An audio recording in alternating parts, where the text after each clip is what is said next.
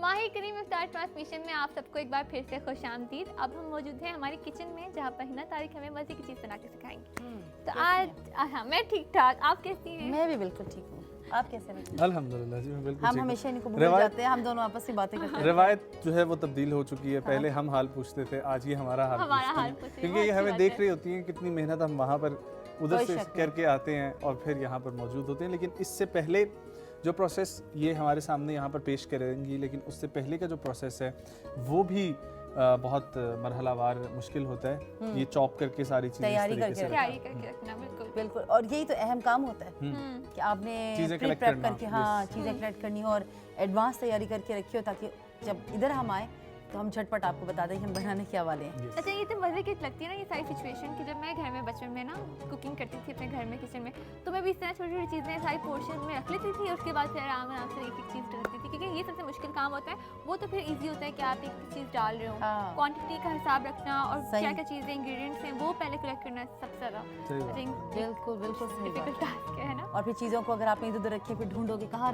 रखी है, तो ऐसे सेट करके रखने में आसानी हो जाती है। अभी बाद में बर्तन धोने में भी बहुत आसानी होती है। बिल्कुल।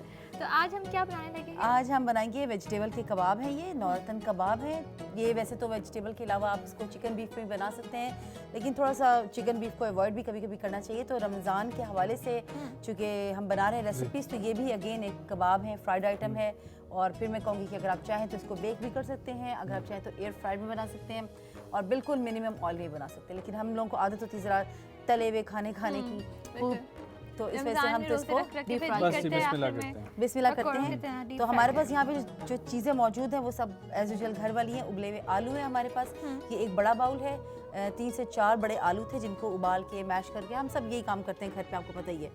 और दूसरी जो 2 चीज़ें हमारे पास, ये है दालें। ये है चने वाली दाल, ये भी उबाल के मैश की हुई है, और एक है मूंगी की दाल जो हम खिचड़ी में इस्तेमाल करते हैं। तो ये 2 दालें हैं जो मैंने एक एक कप लेके इनको उबाल लिया था। अब मैं क्या करूँगी, दोनों दालें, चने की दाल, मूंगी की दाल और उबले हुए आलू, इनको मिक्स करूँगी। उसके साथ साथ मेरे पास थी पालक। तो आयरन जब आपको पूरा करना तो इस बहाने आप आयरन की लिए ये भी खा सकते हैं। तो मेरे पास यहाँ पे उबली पालक है, ये चॉप करके मैं इस्तेमाल करूँगी। हरा धनिया, पुदीने से बहुत अच्छी इसकी खुशबू आएगी। फिर है मेरे पास हरी मिर्चें, तो आपके टेस्ट के मुताबिक आपको कितनी इस्तेमाल करनी है। प्याज है मेरे पास, गाजर है चॉप की भी, और हस्बे जायका नमक, लाल मिर्च और जीरा भून के रखा है, और थोड़ा सा लहसुन का पेस्ट। अच्छा, ये जो धड़ा मिर्च है ना, ये आपकी मर्जी पर है। अगर आपको बहुत तीखा पसंद है तो आप इसका इस्तेमाल कर लें। ठीक है। और एक अदद अंडा भी मौजूद है। अंडा हमने 2 सूरतों में इस्तेमाल करें। अगर तो हमारे कबाब की बाइंडिंग नहीं हो रही अच्छे से, तो तब हम थोड़ा सा अंडा इस जो मिक्सचर है इसके अंदर इस्तेमाल करेंगे, और बाकी तो हम इसको मैदा और अंडा लगा के कोट करेंगे। ठीक है। और अगर आपके पास घर पे तिल मौजूद हो तो आप थोड़े से तिल भी इसके ऊपर इस्तेमाल कर सकते हैं। बहुत फटाफट बनने वाली रेसिपी। अच्छा, आपने इस हिसाब से काटा कि कबाब में वो चीज़ मिक्स हो जाए, तो आपने उस हिसाब से छोटी-छोटी सब कुछ, क्योंकि हमारे पास तो टाइम कम होता है ना, तो हमने फटाफट करना है। ठीक है जी। पहले हम लोग स्टोव ऑन करेंगे और मैं क्या पहले सब कुछ कंबाइन करना होगा। आप चलाएं, और ऑयल भी हम इसको शैलो फ्राई कर लेते हैं। शेप आप अपनी मर्जी से दे सकते हैं, आपको जो भी पसंद हो। अब चूंकि ये आलू वाली रेसिपीज़ हैं, तो आलू वाली रेसिपीज़ जो हैं वो आप फ्रीज़ ना करें तो बेहतर है, क्योंकि फिर इसके अंदर पानी आ जाता है तो वो फ्लेवर अच्छा नहीं लगता। अच्छा, अब ये दालें मैं इस हिसाब से डालूंगी कि पहले बहुत ज़्यादा ना हो जाए। ये चने की दाल, अमूमन चने की दाल और आलू के साथ कबाब बहुत ज़्यादा पसंद भी किए जाते हैं और यूजुअली बनते भी हैं। अच्छा, उसके बाद ये उबली हुई पालक, ये सारी इस्तेमाल कर लेते हैं। धनिया, हरा धनिया, पुदीना, मैं रखती जाओ ना वहाँ पे। हाँ, ये आप रखते जाओ। हरी मिर्चें, प्याज, अगर आपके पास घर पे हरा प्याज है तो आप वो हरा प्याज भी इस्तेमाल कर सकते हैं। गाजर, यानी कि वो सब चीज़ें हैं, सब सब्जियां जो आप को पसंद हो वो आप इस्तेमाल करें। थोड़ा सा ये गार्लिक है हमारे पास, ये मैं बहुत दफ़ा कह चुकी, फ्लेवर इन्हेंसर होता है, तो आप इसको ज़रूर ऐड करें। अच्छा, ज़ीरा है मेरे पास, मैंने इसको रोस्ट किया हुआ था। इसके अलावा लाल मिर्च, आप तो अपने हिसाब से इस्तेमाल करेंगे चीज़ें, मैं यहाँ पे अपने हाथ के हिसाब से डाल रही हूँ। और कुछ धड़ा मिर्च भी मैं इस्तेमाल करूँगी, बल्कि सारी डाल देते हैं। अच्छा, तीखा तीखा, खूब तीखा किस्म का है ये। अच्छा, दो बातें हैं ना कि अगर ये इस तरह से अच्छे से बाइंड हो गया तो ठीक है, और अगर मुझे लगे कि ये नहीं हो रहा अच्छे से बाइंड और ये खुल रहा है, तो तब मैं इसमें थोड़ा सा अंडा इस्तेमाल करूँगी और हल्का सा मैदा भी ऐड करूँगी, क्योंकि आलू में भी पानी होता है, पालक में भी पानी है, तो हो सकता है कि ये बाइंडिंग करने में मुश्किल पेश आए। तो 1 चम्मच आपने ये सादा जो मैदा है आपके पास रखा हुआ, आप वो इस्तेमाल कर सकते हैं। मैदा, कॉर्नफ्लावर जो भी मौजूद हो, मकसद इसका है कि ये पानी एब्जॉर्ब कर ले। ब्रेड क्रम्स के टेस्ट के लिए हमारे पास अगर ब्रेड का मौजूद है तो हम इसको, हाँ, इसके अंदर डालने के लिए, मतलब ऊपर जैसे हम बाइंडिंग के लिए कर सकते हैं, बिल्कुल कर सकते हैं बाइंडिंग के लिए। अच्छा, मुझे लग रहा है कि चूंकि आलू में भी पानी है और सब्जियों में भी, तो मैं 1 चम्मच मैदे का इस्तेमाल करूँगी। डालेंगे आप भर के? चलें, जब ये फ्राई हो जाएगा तो मैदे का कच्चापन आपको बिल्कुल महसूस नहीं होगा।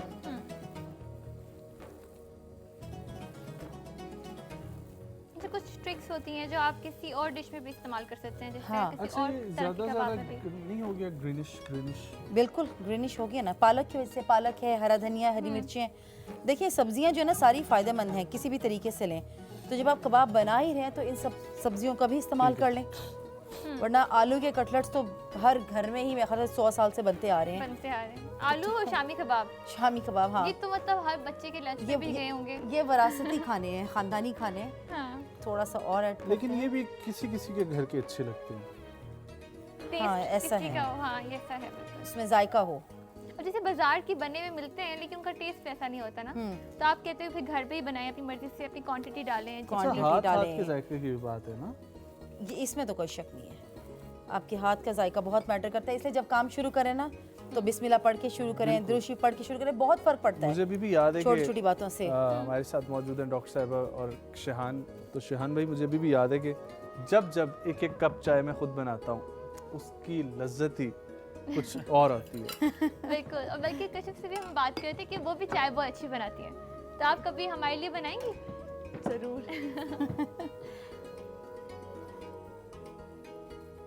आप इसको ब्रेड क्रम्स लगा सकते हैं अगर आपका दिल हो इसको और ज़रा क्रिस्पी करने का। अपने ऑयल के साथ कर रही हैं? हाँ, ऑयल अपनी यूज ऑयल मैंने इससे लगाया ताकि ये हाथों पे चिपके नहीं, क्योंकि मैंने ग्लव्स पहने हुए हैं। अगर आप ग्लव्स पहनते तब भी ऑयल लगाएं, और अगर वैसे भी आपके हाथों पे ग्लव्स नहीं है तो भी आप कर सकते हैं इस तरह से। तो ये मैं इसकी इस तरह से एक शेप दे रही हूँ और मैं इसी तरह बाकी बना लूँगी। ठीक है, और अंडा तब बीट तक हम करके लोग रखते इधर हैं। मूव करते हैं और आइए अरीज हम लोग चलते हैं।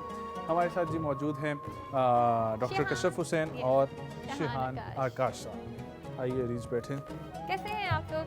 अल्हम्दुलिल्लाह, आप कैसे हैं? आप खैरियत से? वेल डॉक्टर साहब, आप क्या आज आप हमें सिखाने लगी हैं, क्या बताने लगी, क्या इन्फॉर्मेशन हमारी बॉडी के हवाले से शेयर और करें? मैं आपका थैंक्स भी कहना चाहती हूँ कि आप हर रोज़ एक नया टॉपिक लेकर आती हैं, खाने के साथ साथ न्यूट्रिशन के बारे में इंफॉर्मेशन। जज़ाकल्लाह। आज जी, हम इसी बताएं। तरह एक अवेयरिंग टॉपिक के बारे में बात करने वाले हैं, डाइट एंड डिप्रेशन।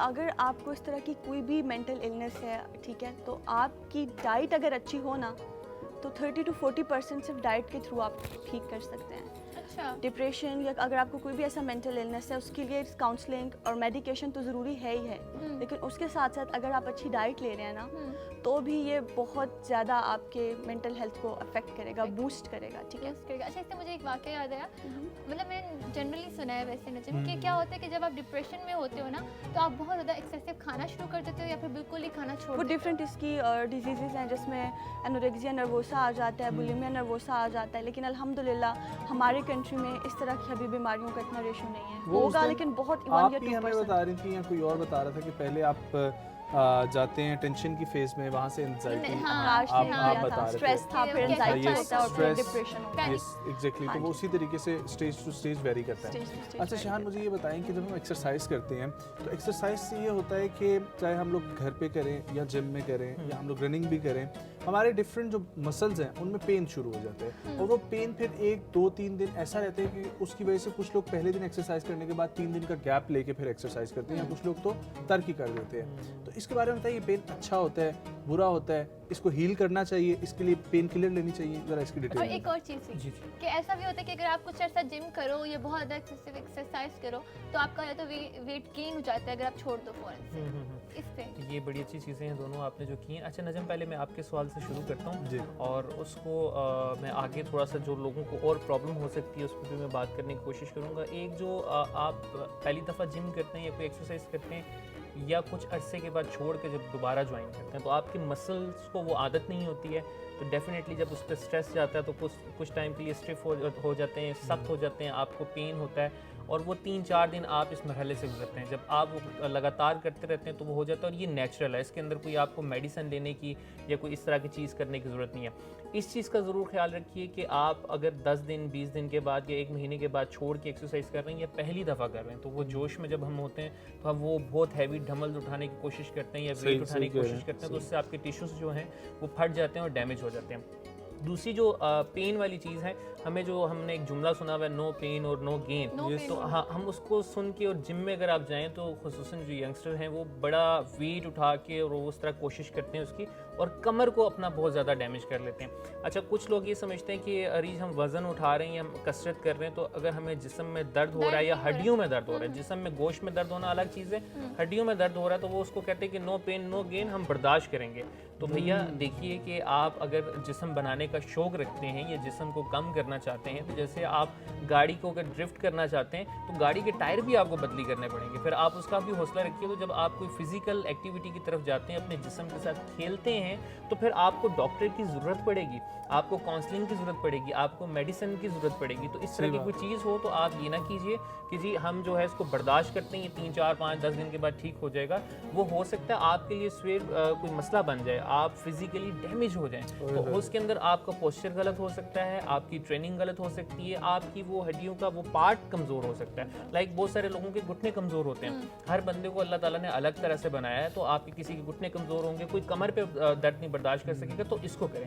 अब आपका जो सवाल था मैं उसकी तरफ आता हूँ, आप मुझे अगर दोबारा रिपीट कर देंगे तो मुझे आसानी होगी उसमें दोबारा आपको बताने में, ताकि मैं गलत आपको ना मिसगाइड ना करूँ। Thank you so much. मेरा क्वेश्चन ये था कि ऐसा होता है कि अगर आप कुछ अर्सा बहुत ज़्यादा एक्सेसिव एक्सरसाइज करते हैं और आप छोड़ देते हैं तो अचानक से आपका वेट जो है वो गेन होना शुरू हो जाता है। जी, ये जो चीज़ है उसमें क्योंकि जब हम एक्सरसाइज करते हैं जो हमारे बड़े मसल्स हैं जैसे थाई है और चेस्ट है, जब इसका हम वर्कआउट करते हैं तो हमें ये लग रहा होता है कि हम जिम लगा रहे हैं, बिल्ड करने के लिए कर रहे हैं, लेकिन वो आपके फैट कटिंग में आपकी हेल्प करता है क्योंकि आपको जो एनर्जी की नीड है वो आपको आराम आराम से प्रोवाइड करना शुरू करता है, आपकी नीड बढ़ जाती है, आपकी खुराक कम होती है और जो हम ऑलरेडी बात कर चुके हैं कि आपकी बॉडी के अंदर से ही वो उसको फैट को काट के एनर्जी के तौर पे करता है। तो जब आप छोड़ देते हैं तो आपका जो है वो एक्टिविटी लेवल ज़्यादा होता है, तो जब आपने छोड़ दिया तो फिर आपको भूख लगना शुरू होगी, आपकी बॉडी की रिक्वायरमेंट है, तो आप एक्सरसाइज छोड़ने के बाद ज़्यादा खाना शुरू करेंगे, तो ज़्यादा खाएंगे तो फिर आप वेट गेन करेंगे। थैंक यू डॉक्टर साहबा, आप बताएं उसी के बारे में जो हम जिक्र कर रहे थे मेंटल डिप्रेशन के हवाले से और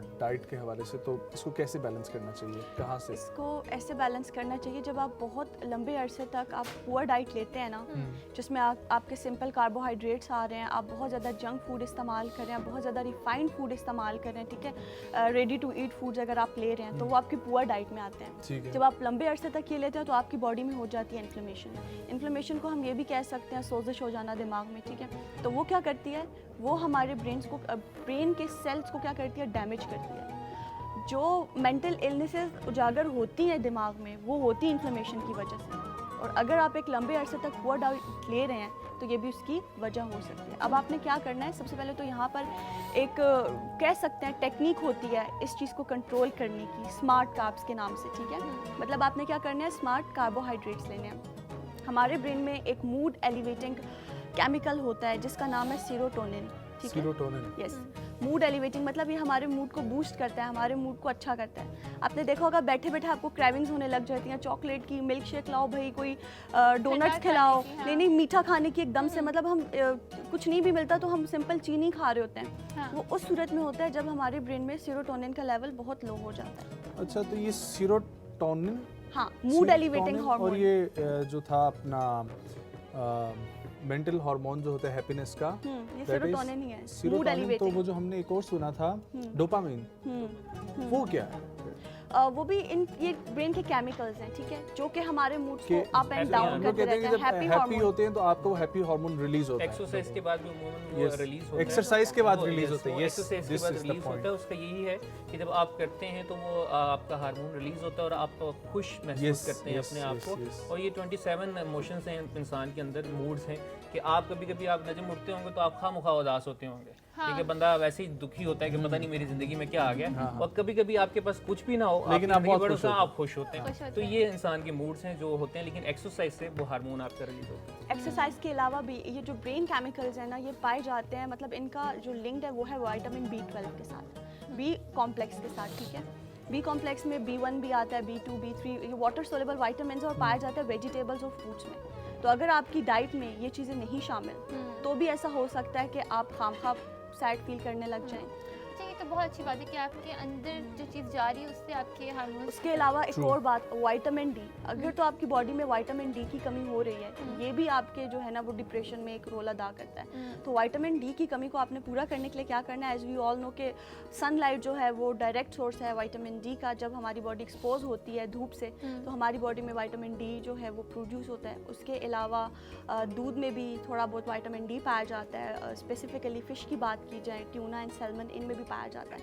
तो आपने चीज़ें अपनी डाइट में लाजमी शामिल तो करनी है। मतलब आपने धूप की बात की ना, ठीक है, तो हम लोग इसको एक नेचुरल एग्जांपल से इस तरह देख लेंगे कि डिप्रेस्ड और एंजाइटी के जो शिकार लोग होते हैं ना, वो भी बंद कर लेते हैं और डिम लाइट में बैठना पसंद करते हैं, ठीक है, वो भी उनको रोशनी लोग को और अवॉइड रोशनी करते हैं। बुरी लगने लग जाती है। ट्रू तो आपने इस तरह बी कवर अप करना है। Done. उसके अलावा विटामिन सी आपने लेना है, ठीक है। जैसे कि हम बड़े दिनों से इसका जिक्र करते आ रहे हैं कि इनमें एंटीऑक्सीडेंट्स होते हैं जो कि फाइटर एंड डिफेंडर है हमारी बॉडी के, ठीक है। जब हमारी ब्रेन में होती है इन्फ्लेमेशन, तो हार्मफुल मॉलिक्यूल्स हमारी बॉडी में प्रोड्यूस हो जाते हैं। अब जब तक हम जिंदा हैं, ये रिएक्शंस तो हमारी बॉडी में चलते रहेंगे। हम इनको बिल्कुल ख़त्म नहीं कर सकते, लेकिन हम ऐसा फूड ले सकते हैं जो इनके साथ फाइट करे। तो वो क्या है, फाइटर्स हैं, डिफेंडर्स हैं, एंटीऑक्सीडेंट्स है, विटामिन सी है, ठीक है। तो तब अगर उनका लेवल भी हमारी बॉडी में कम हो जाएगा ना, तो हमारी ब्रेन की इन्फ्लेमेशन जो है वो खुद ब खुद हील अप हो जाएगी। ठीक है। Thank you so much doctor साहिबा। शेहान, आज हम क्या करने लगे एक्सरसाइज? आज हम क्योंकि आप ही मुझे कह रहे थे कि जो प्लैंक वाली हमारी वो काफ़ी सारी वैरायटी होगी, तो इस तरह की जो और चीज़ है उसके अंदर हमारा स्क्वाट्स जो हैं, स्क्वाट्स हम मुख्तलिफ तरीक़ों से कर सकते हैं। लोगों को एक ही तरीका पता है, तो हम जो है उसको बिल्कुल मुख्तलिफ बताइएगा तरीक़ों से क्योंकि कर वहाँ सकते पर भी रेडी हो होने गया वाला निज़ाम। बस। बिल्कुल। जी, सबसे पहले जी सिंपल नजम जो कि हम नॉर्मली करते हैं, ठीक है जी।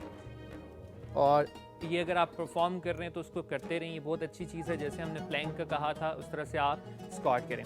इसके बाद सेकंड स्क्वाट मैंने आगे भी गाइड किया था। इसके बाद हम ऐड करते जाएंगे, नैरो स्क्वाट पे आ जाएंगे, इसमें पाँव हमारे जुड़ जाते हैं और इस पोजीशन में हम ये करते हैं। ठीक है।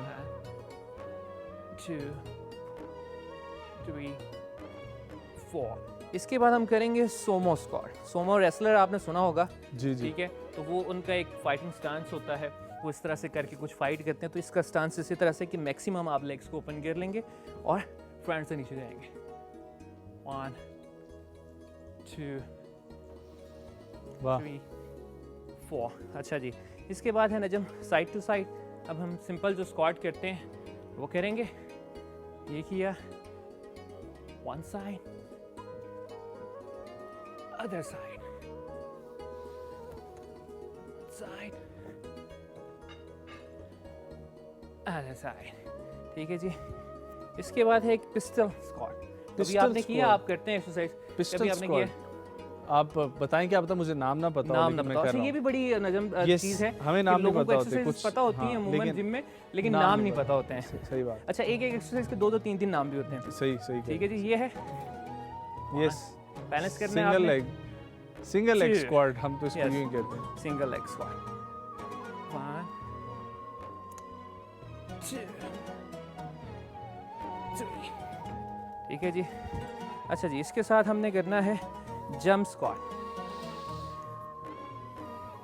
1 2 3। अच्छा, इसके बाद आप वॉक करके आगे जाएंगे, ठीक है। सॉरी जंप करके और वॉक करके पीछे आएंगे। ये किया,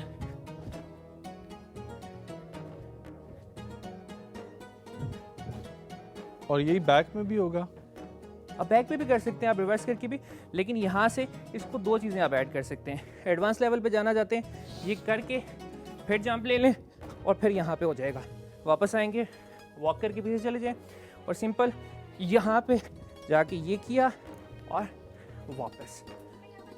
कि इन एक्सरसाइजेस का कहाँ पे फ़ायदा होता है? अच्छा, ये जो अरीज बड़े मसल्स होते हैं, लाइक जैसे हमने कल किया था तो उसके ऊपर पूरी बॉडी पे असर हो रहा था।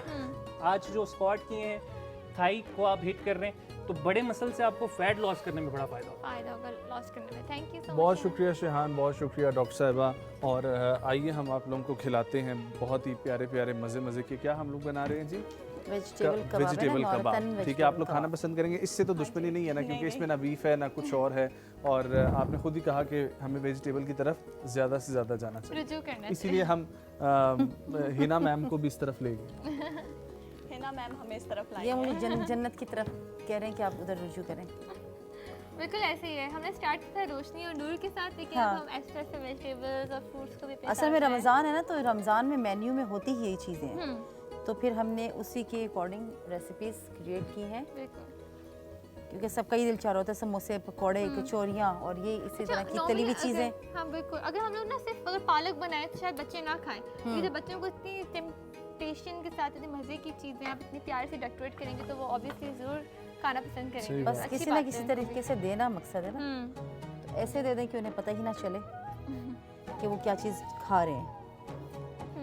जैसे हम किसी दिन बनाएंगे बैंगन की कोई रेसिपी, हाँ। और करेले भी और करेले भी, और हमारे नजम साकिब को बहुत पसंद है, हाफिज नजम को, स्पेशली उन्हें उनके बताया लिए, था हमें और उनको बताएंगे कि हमने ये उनके लिए स्पेशली बनाई है। जी। वाह, अल्लाह आप सबको ऐसे अच्छे अच्छे लोगों से मुलाकात करवाए ताकि आपको दुश्मनों की कमी ना हो।